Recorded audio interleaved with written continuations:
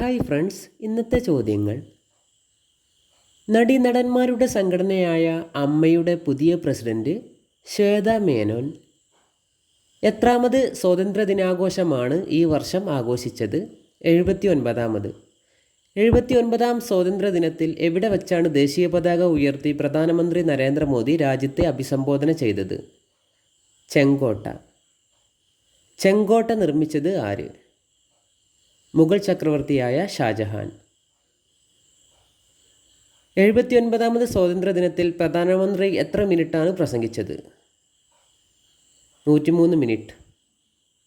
രാജ്യത്തെ ഏറ്റവും പിന്നാക്കം നിൽക്കുന്ന 100 കാർഷിക ജില്ലകൾക്കായി പ്രഖ്യാപിച്ച പദ്ധതി PM ധന്യധാന്യ കൃഷി യോജന. രാജ്യത്തിന് സംരക്ഷണ കവചം ഒരുക്കാൻ തദ്ദേശീയമായ വ്യോമ പ്രതിരോധ സംവിധാനം സുദർശൻ ചക്ര. പ്രധാനമന്ത്രി വികസിത് ഭാരത് റോസ്ഗാർ യോജന എന്താണ്? യുവാക്കൾക്ക് തൊഴിലവസരം നൽകാൻ 1 ലക്ഷം കോടി രൂപയുടെ ഇൻസെൻറ്റീവ് പദ്ധതിയാണ്. ഡെമോഗ്രാഫിക് മിഷൻ പദ്ധതി എന്താണ്? അനധികൃത കുടിയേറ്റവും നുഴഞ്ഞുകയറ്റവും തടയാനാണ് ഉന്നതാധികാര ഡെമോഗ്രാഫിക് മിഷൻ പദ്ധതി. ഓരോ കുടുംബവും സന്തോഷത്തിൻ്റെ കേന്ദ്രമാക്കാനുള്ള കുടുംബശ്രീയുടെ പദ്ധതി ഹാപ്പി കേരളം.